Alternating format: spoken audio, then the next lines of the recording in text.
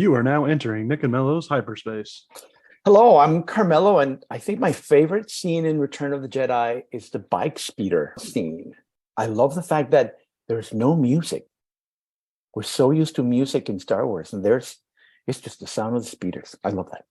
Oh, that's a fun scene. I'm Nick, and my favorite scene in Return of the Jedi has to be when Luke throws down his saber and confronts the Emperor. I think that's just very powerful, very moving, and one of my favorite scenes in all of Star Wars. So awesome. In our journey through hyperspace, we examine everything and anything Star Wars from the point of view of two lifelong fans, one young, one old, who came together through the will of the Force. And in this episode, we are going to do a special treat for you guys. We're going to talk about Return of the Jedi, since this year marks the 40-year anniversary, as many of you may know.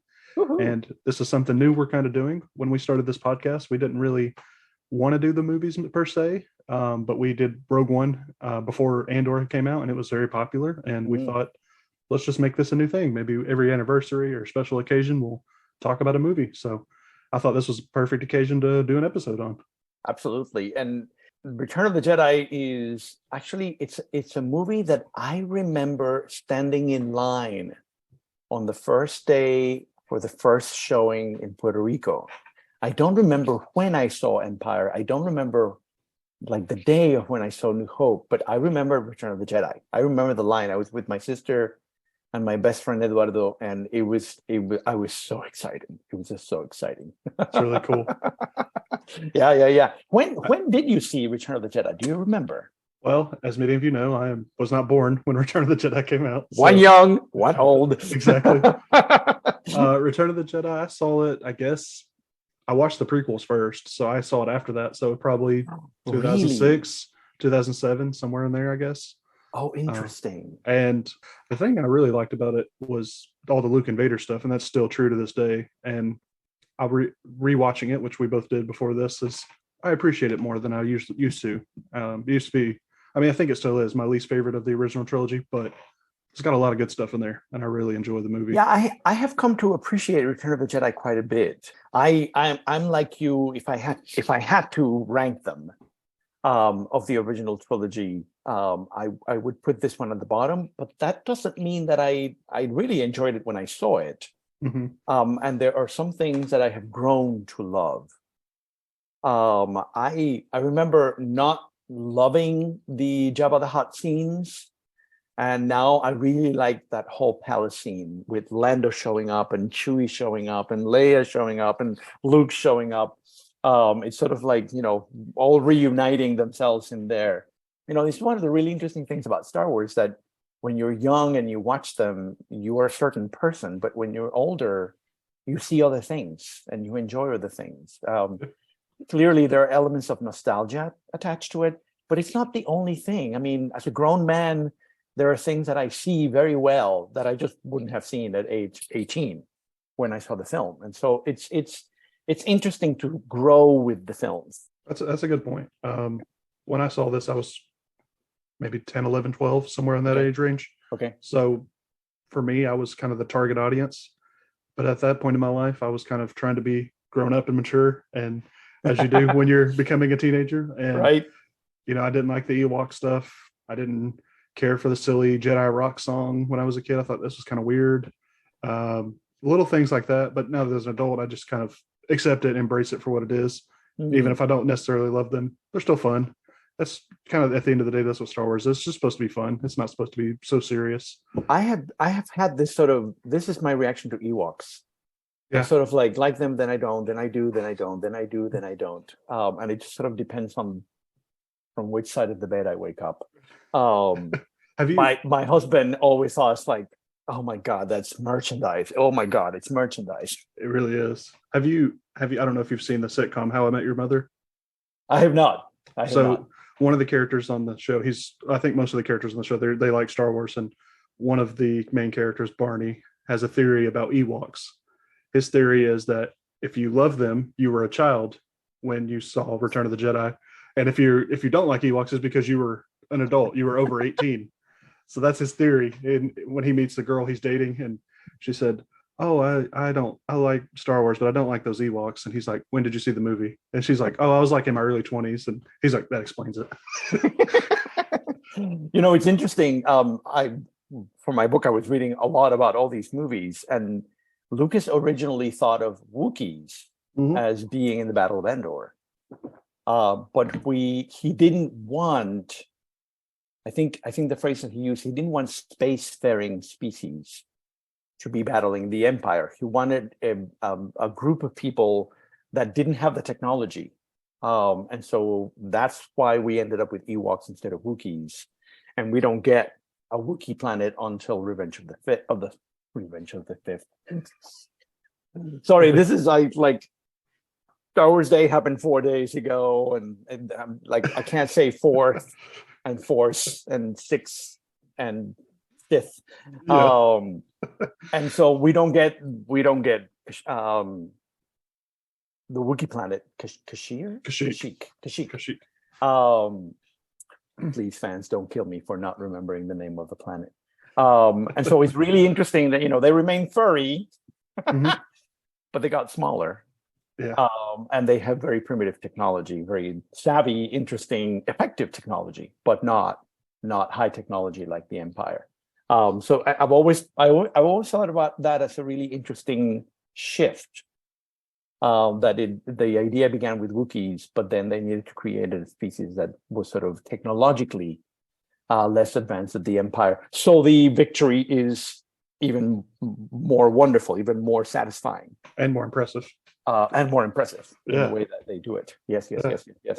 Return of the Jedi is also the slave Leia film, so it's really interesting to see the sort of the repercussions of this and the reactions of the fans, reactions of Carrie Fisher. Yeah, as far as I understand, she was not a big fan of the. She was not. Yeah, which I never had an opinion on it, but I could understand that would be a little awkward on set and just maybe feeling inferior. I don't know how she felt exactly. I don't want to put words in the lady's mouth, but it was a different time. It was an objectifying, sexualized object, right, with that costume. And it's really interesting to read. I've read a lot of blogs about cosplayers who cosplay this the sort of metal bikini, as they call it. And it's really interesting how a lot of women embrace it because it's about displaying their sexuality.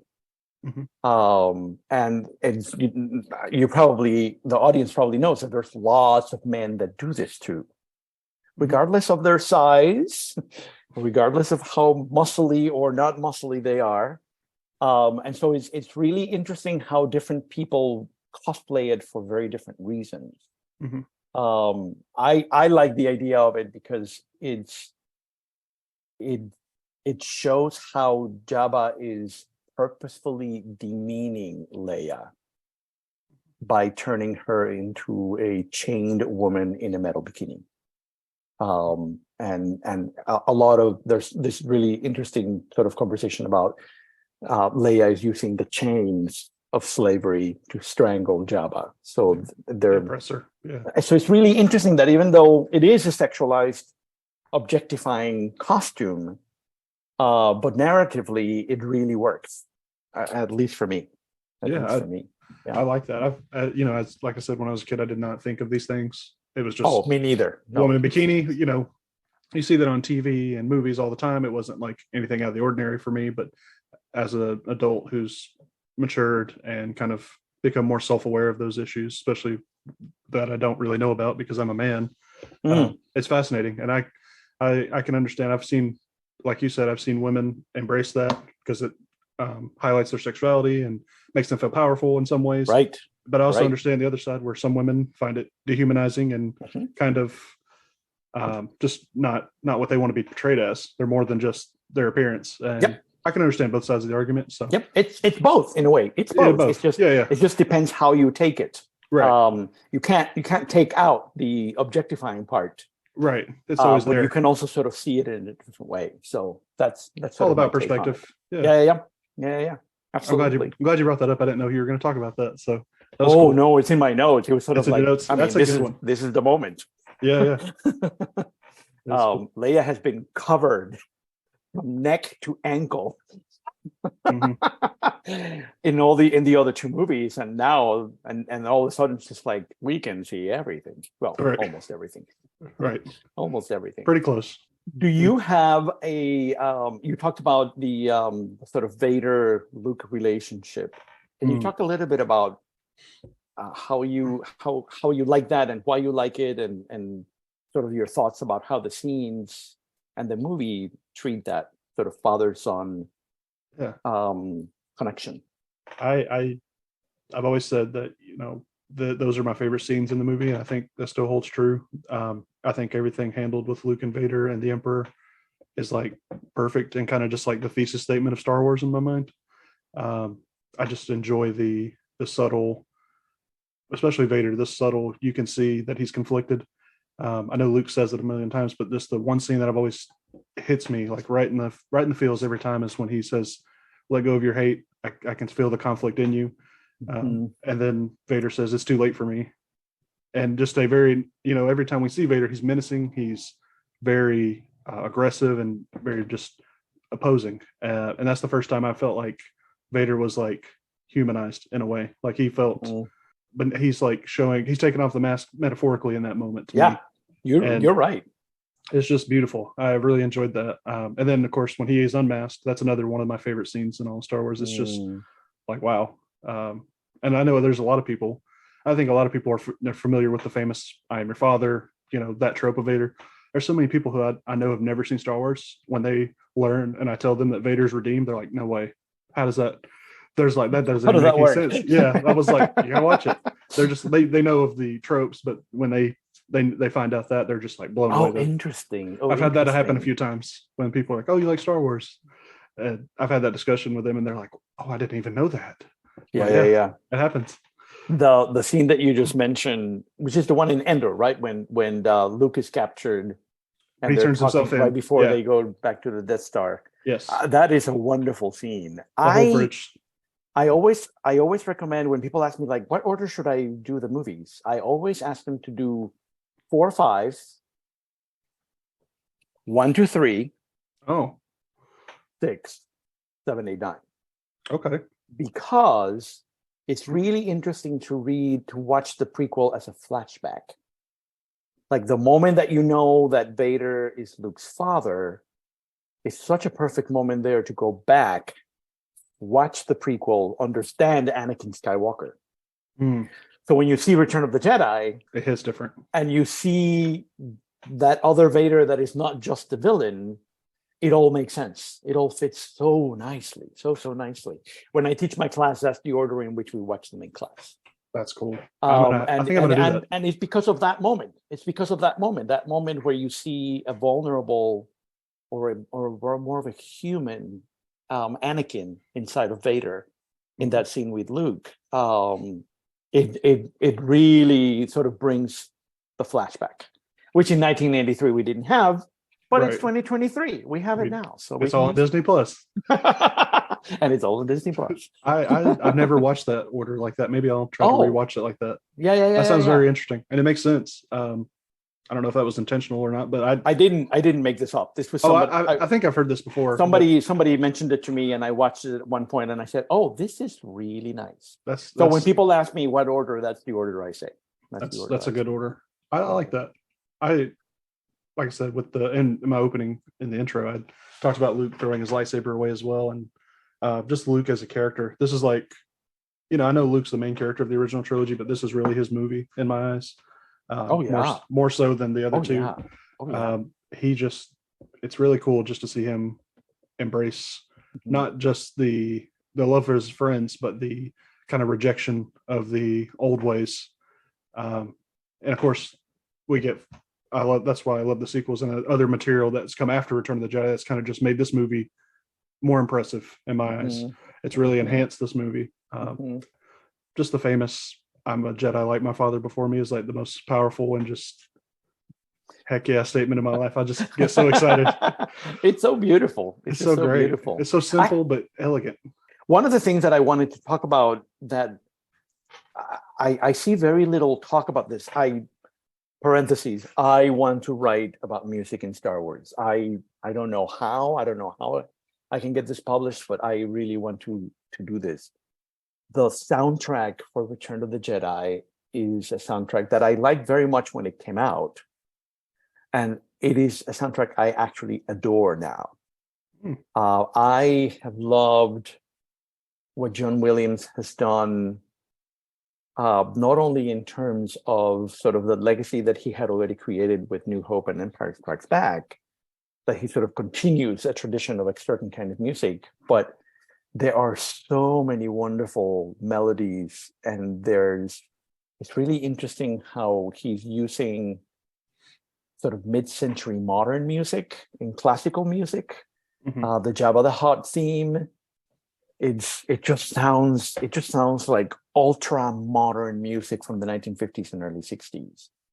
And it's just, every time I hear it, it's sort of like, whoa, this is like calling back to that really interesting moment that at the time in the 50s was considered radical music, like absolutely radical music.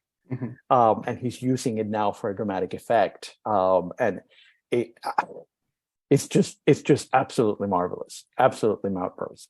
The music for the battle above Endor, the sort of "It's a Trap" kind of moment, that music is just marvelous. I love the March of the Ewoks. It's just filled with absolutely delightful, wonderful, and fascinating music. And I wanted to sort of take 60 seconds of our podcast to sort of recognize and praise a music that is not one of the ones that people talk about a lot.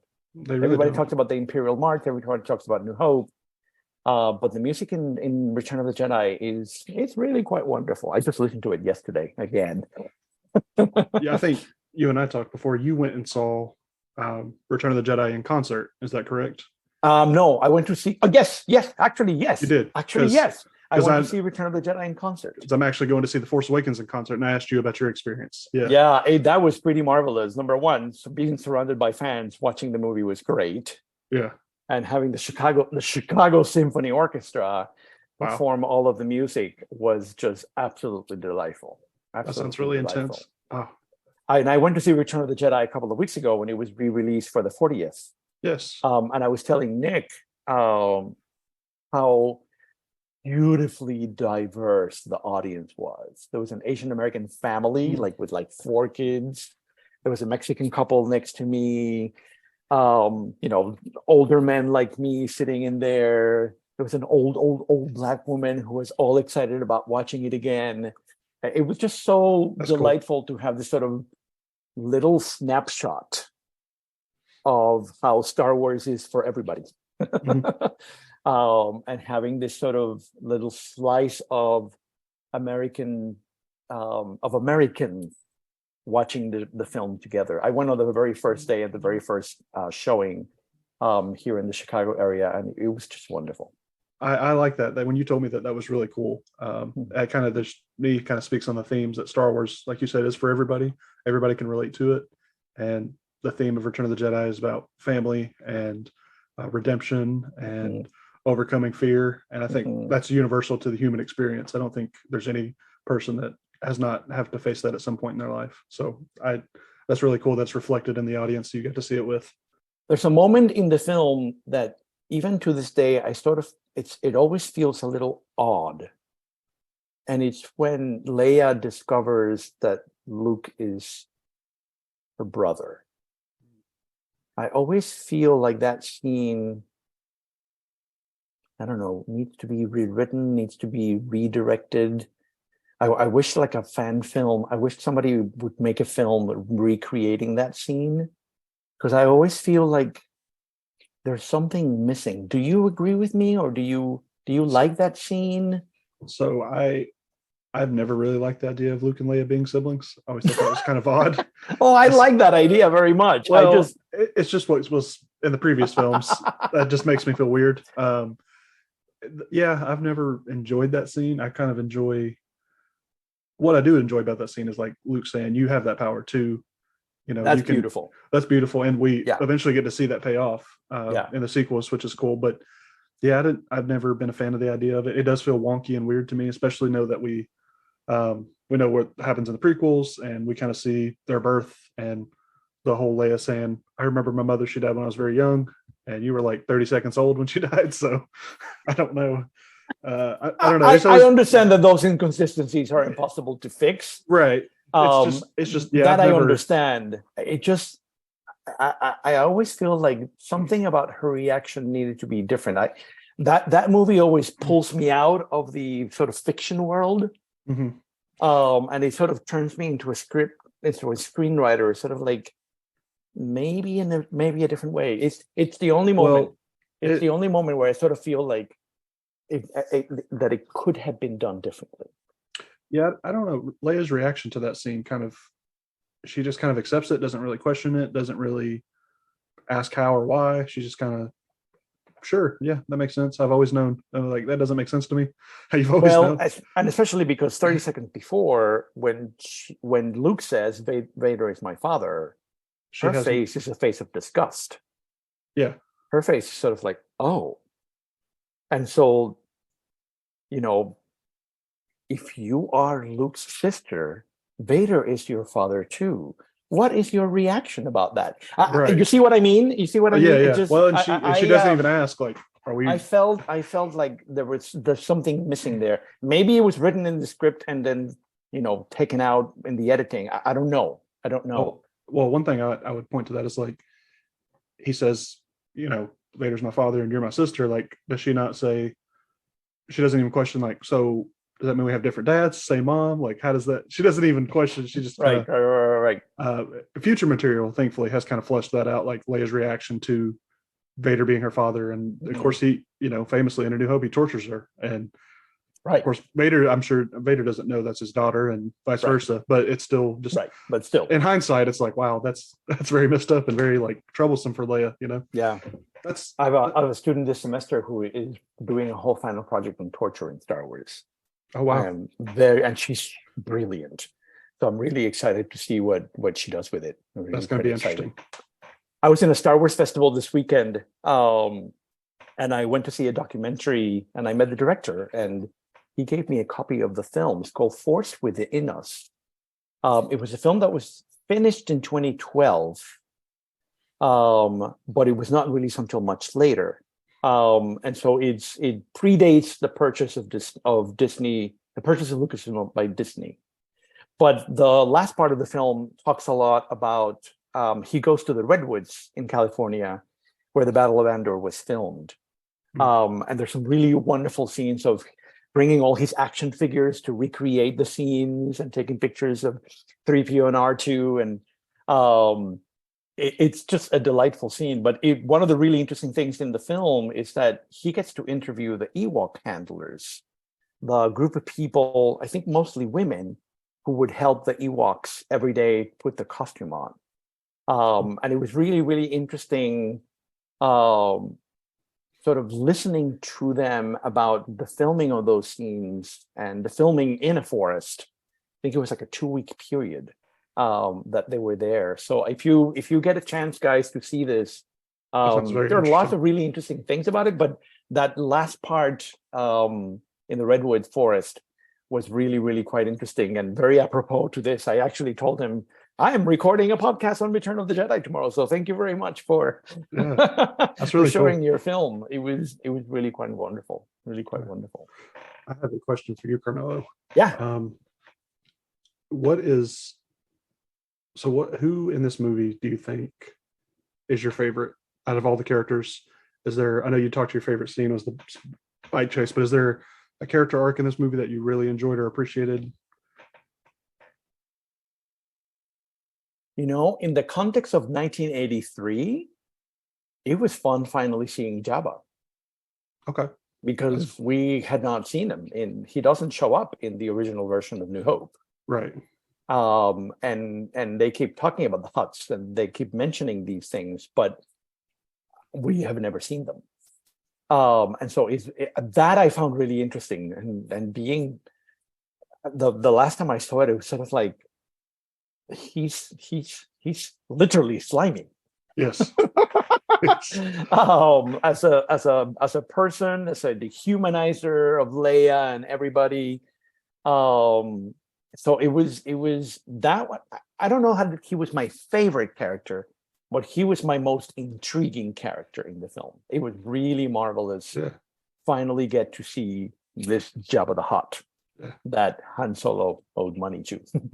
Right. And what about you? So mine's going to be an easy answer. For those people that know me, Lando Calrissian. I've enjoyed. I literally enjoyed just kind of. He's not in the movie a whole lot, but his kind of role in the Battle of Endor and his leadership was kind of really cool. And I'm sure in 1983 when you saw the movie, last time you saw Lando, he kind of betrayed everyone, and then he did help them escape. But you're kind of like on the fence, like, is this guy right? Whose side is he on? And just the subtle kind of him taking the Falcon back and kind of using it in the last battle, and the Falcon being the one to destroy the Death Star. Right. He's just great. And I don't know the little guy that's in him with the cockpit.